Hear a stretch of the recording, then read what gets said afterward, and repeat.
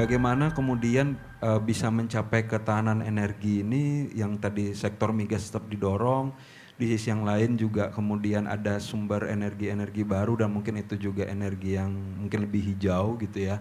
Cuman memang butuh waktu. Nah, kira-kira tantangan atau PR-PR yang dihadapi untuk bisa mewujudkan ini kalau dari pandangan Pak Komaydi seperti apa aja tuh Pak? Baik Mas Yura, Bapak Ibu sekalian terima kasih. Seperti yang disampaikan oleh Mas Dadan dan Mas Heri tadi sebetulnya ini pekerjaan multisektor ya Mas. Nggak bisa hanya diserahkan ke DEN maupun ke Kementerian Teknis atau Kementerian SDM, tapi ini multisektor. Kita bicara mengenai LPG misalnya. Kenapa kita harus moving ke Jargas? Jargas itu kalau di-compare ke LPG yang non subsidi, yang 12 kilo, 5 kilo atau yang lain itu masih lebih hemat sekitar 30%. Artinya terhadap itu pun masih lebih hemat. Jadi kalau kita bisa moving ke sana, itu kemudian sebetulnya fiskalnya juga akan relatif terbantu, moneternya juga relatif terbantu, karena tadi seperti yang Mas disampaikan, impornya akan berkurang. Karena impor ini dampaknya ke ekonomi ada dua Mas. Yang pertama adalah ke fiskal, karena kan harganya masih di capping, melon itu masih di 4.250 per kilogram, sementara di pasar internasional sekarang udah 18.000, jadi selisihnya lumayan jauh. Jadi kenapa subsidinya per tahun mungkin kisaran antara 80 sampai 105 ya triliun per tahun. Jadi cukup besar yang terserap di sana. Karena memang itu dulu konversi sekitar 12 juta kiloliter minyak tanah ke sana. Jadi kalau alokasinya besar ya wajar sebetulnya. Tapi kan kemudian ini yang perlu kita tata dan kita punya Jargas. Tapi kan itu nggak bisa sendiri Kementerian Teknis maupun DEN. Karena harus melibatkan multisektor. Untuk Jargas sendiri problemnya kan di siapa yang mau masuk ke bisnis itu. Itu volumenya sangat kecil Mas, kalau dibanding ke yang lain. Jadi Jargas seluruh Indonesia mungkin hanya setara kebutuhan satu pembangkit listrik. Jadi secara bisnis tidak cukup masuk ke skala ekonominya. Sehingga harus diintervensi oleh pemerintah. Nah ini yang saya kira perlu multisektor, perumahan juga harus kira-kira ada koordinasi dengan Kementerian Teknis mau bangun di mana. Kalau bisa diwajibkan setiap perumahan baru, apartemen baru, mandatorinya harus Jargas. Nanti dikonektivikan.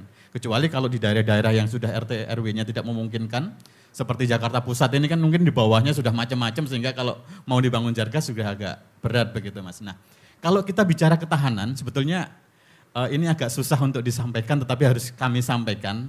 Kalau di traffic light itu kita udah lampu kuning menuju lampu merah Mas. Kalau kita bicara minyak saja misalnya ya, untuk BBM. BBM itu ketahanan nasional kita, stok kita, itu average hanya antara 20 sampai 25 hari untuk all product.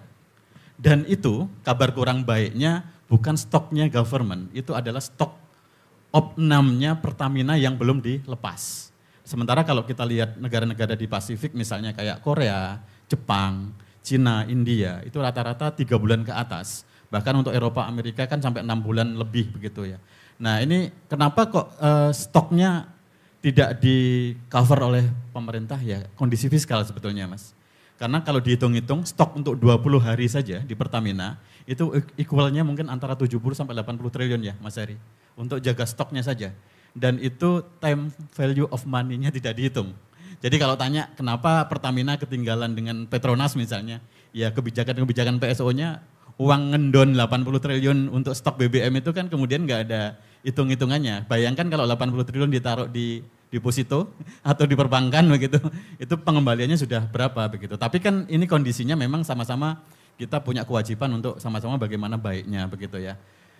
Tadi diceritakan kebutuhan BBM dan oil maupun crude itu kan kita 1,6, produksi cuma 600, berarti kan ada 1 juta. LPG kita dari 9 juta metrik ton, tadi Mas Heri menyampaikan mungkin antara 5 sampai 6 itu harus impor. Ini bukan masalah fiskal dan moneternya saja tetapi yang jauh lebih penting adalah keberlanjutan pasokan. Karena source-nya ada 2. Yang pertama dari wilayah Timur Tengah, yang kedua itu dari Amerika Serikat. Jadi yang pertama di Timur Tengah itu 45, sisanya mungkin 55 dari Amerika Serikat. Nah kalau sampai terjadi ketegangan di wilayah Timur Tengah, yang juga seringkali proksinya juga dari Amerika begitu ya. Sementara kita dari 2 wilayah itu, jangan-jangan nanti suatu saat kita punya duit tapi juga nggak bisa beli itunya. Nah ini menjadi penting kenapa yang ada di kita itu harus kita optimalkan termasuk Jargas. Bayangkan kalau LPG ini stoknya terhambat gara-gara perang terbuka antara Iran dengan Israel misalnya, Selat Hormuz itu di closing, karena sebagian besar minyak dan gas itu sekitar 30-40% itu lewatnya di sana Mas. dan itu ada di bawah penguasaan negara-negara di kawasan Timur Tengah terutama Iran. Mereka punya veto untuk meng-close itu. Kalau itu sampai di-close, impact-nya ibu-ibu di rumah di dapur nggak ada LPG, nggak masak begitu ya. Karena kita udah ke sana begitu. Nah ini yang menjadi penting, kenapa kalau kita bicara ketahanan, ini terlepas dari tadi Mas Heri bahwa pemerintah punya target net zero emisi di 2060, itu sangat bagus. Tetapi yang perlu disadari bahwa untuk menuju ke sana itu ada beberapa hal. Yang pertama masalah teknis, yang kedua masalah bisnisnya. Teknisnya kita ada masalah intermittent nih. Intermittent itu artinya EBT itu hampir sebagian besar kecuali panas bumi tergantung cuaca Mas Yura. Artinya kalau PLTS gitu ya, surya, musim penghujan kayak gini, ini ya nggak produksi begitu ya. Kalau Bayu begitu, angin begitu. Ketika angin katakanlah debitnya berkurang, otomatis kemampuan produksi listriknya juga berkurang. Dan kita lihat neracanya PLN atau kelistrikan Indonesia, kalau dari kapasitas terpasang kan mungkin 60% PLTU atau batu bara. Tapi kalau dari produksi itu hampir 70%, 75% mungkin di PLTU dihasilkan dari sana. Nah kalau kita mau geser itu ada dua. Yang pertama EBT-nya siap nggak untuk nambah kapasitasnya? Kalaupun siap kemudian ada tanda tanya, harganya begitu. Rata-rata ada yang namanya green inflation begitu ya, seperti yang waktu itu di debat Mas Gibran menyampaikan bagaimana dengan green inflation ini penyelesaiannya seperti apa begitu ya. Karena memang harganya lebih mahal Mas untuk yang EBT. Kenapa kok lebih mahal? Ada dua hal. Yang pertama, semua unit bisnis yang masih baru pasti fixed cost-nya masih dibebankan di awal. Semakin skala produksinya naik baru semakin turun begitu. Nah tadi juga ditambah intermittent tadi menambah ini semakin mahal. Kalau PLTU atau batu bara per kWh mungkin sekarang kisaran 700-800 dengan nilai tukar dan di capping di 70 US dollar per ton untuk kelistrikan. Sementara kalau kita bicara EBT itu rata-rata kan udah di atas 1000 ya Mas.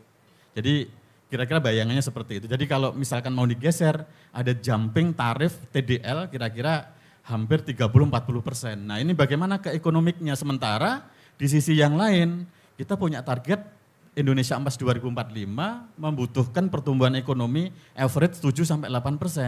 Nah kalau kita lihat GDP-nya kita makin kompleks lagi. GDP kita itu 55-60%, kontributornya adalah konsumsi rumah tangga. Konsumsi rumah tangga itu sangat elastis atau sangat sensitif sekali dengan yang namanya inflasi.